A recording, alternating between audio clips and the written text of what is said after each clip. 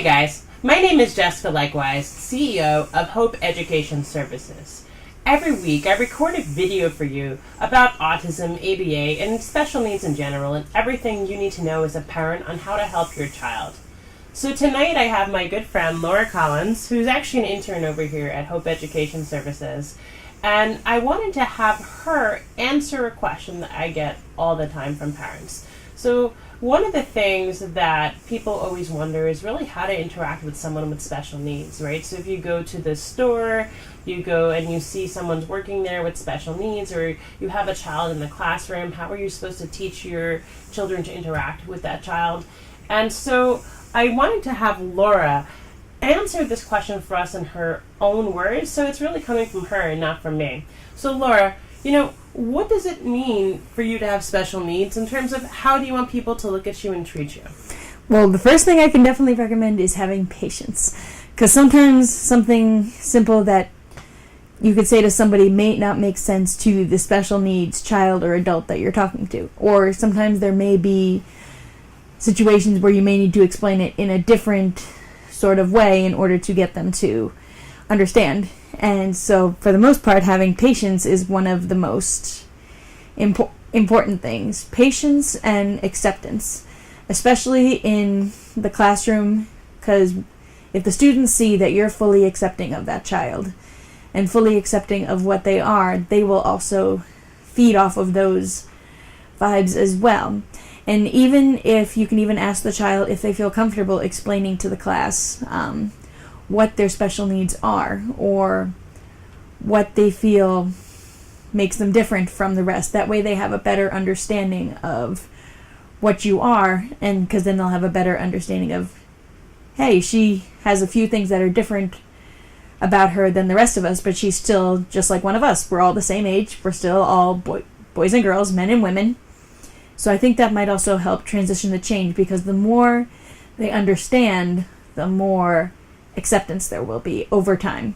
It might not happen right away, but they'll have a better understanding of what you are and less likely of a chance to be made fun of because they understand. Because some of the things I've heard over the years from people who don't understand, because I always remember being called a SPED, which is short for special education, or a retard, or various different things. Granted, they didn't totally understand the words they were saying. Those were just words that they knew meant that somebody with special needs have, but not everybody has those specific needs. But if they understand what you have, they'll have a better idea, and in some ways the bullying might be a little bit less because they understand. Granted, not everybody's going to take the time to actually listen, but if the more you spread your story out, the more likely you'll have acceptance, which isn't always easy, trust me. But it does get easier as the time goes by. And with teachers as well.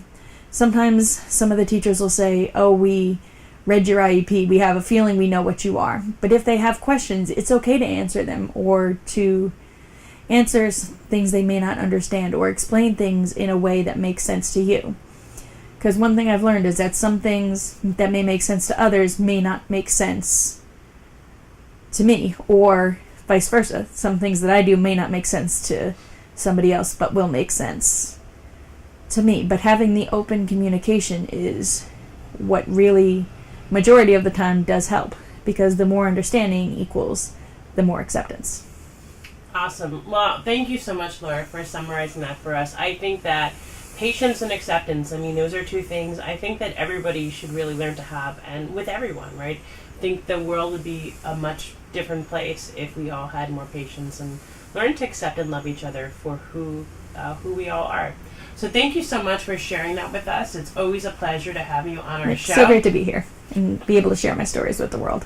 Yeah, awesome. Thank you so much. And, if you're tuning in tonight, if this is your first time tuning in, welcome. You can find our channel at parenttrainingvideos.com. If you're one of our loyal followers, thank you again for coming back. Our videos now are in over 100 countries, And we were just so excited that we're really able to make such a big difference in people's lives. Absolutely. Yeah, if you have a specific video that you want me to make for you and your family, just email me at jessica@jessicaleichtweisz.com. And we would just love if you enjoyed this video. We would love for you to share it, to comment, let Laura know anything you want to tell her, to thank her for making the video. And we look forward to connecting with you next week when you'll see our next video posted. Take care, guys. Thank you so much.